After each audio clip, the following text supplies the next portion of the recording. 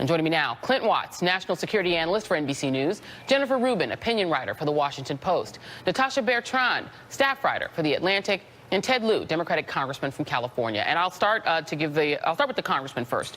What would happen, do you suppose, in Congress if Donald Trump were to fire Rod Rosenstein?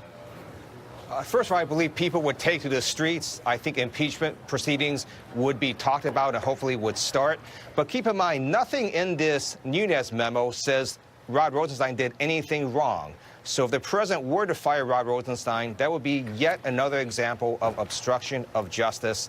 And I hope the president doesn't do that. And we need to have the Democratic memo, which I have read, released to the American public. Well, let me stay with you just for a moment, Congressman, because your fellow member of the House of Representatives, Congressman Ron DeSantis, was on Fox News last night, and he was saying that Jim Comey, the former director of the FBI, should be made to testify, and implying that Comey ought to be charged with making false statements. Take a listen.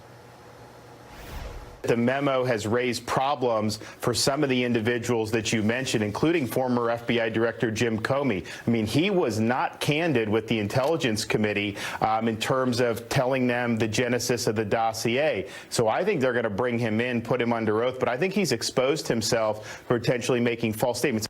Congressman, are you concerned that your colleagues on the Republican side of the aisle are going to use this memo, which most people pretty much have judged to be a dud, as a pretext to start going after people like Jim Comey and other former members of the FBI and the Justice Department?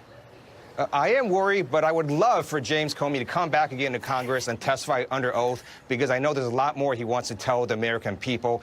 And keep in mind, when the Democratic memo comes out, it's going to show that there was overwhelming evidence of probable cause to do electronic surveillance on Carter Page, and that the FISA court was made aware of the political motivations of the dossier. So there is no there to this fake Nunes memo. Well, let's go to Congressman Lieu. I mean, at the top of this memo, Frank Figliuzzi, also formerly of the FBI, pointed out to us yesterday that at the top of this memo, if people could see it, what's blacked out here used to say top secret.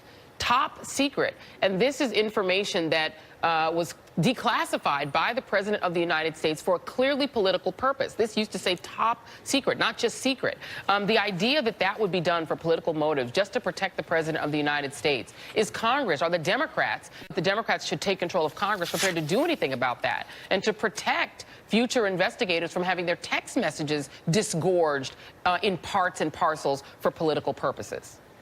Absolutely. It is disheartening to see Republicans work with this president to attack our institutions of democracy, from the First Amendment and free press to the judiciary to now the FBI.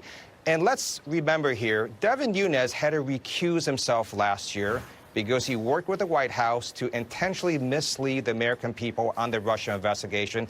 He's doing that again. He's working with the president to try to discredit the special counsel investigation based on a false and misleading memo. And when the Democratic memo comes out, it's going to print out the omitted material facts, and the American public will be angry. They'll know that Devin Nunes and Donald Trump tried to mislead the public, and they'll know what happened. And you will be proud of the FBI and the Department of Justice when you see the Democratic memo. Very quickly, Congressman Lieu, is it going to come out without the White House blacking out anything in the Democratic memo that hurts their political case? I've learned to not predict what the president does anymore, but I do hope that they release the entire Democratic memo. I have read it, and it presents the truth, the whole truth, and nothing but the truth. All right. Thank you to Clint Watts, Jennifer Rubin, and Natasha Bertrand, and Congressman Ted Lieu. Thank you, guys. And up next, Thank you. Congressman Joe Kennedy III.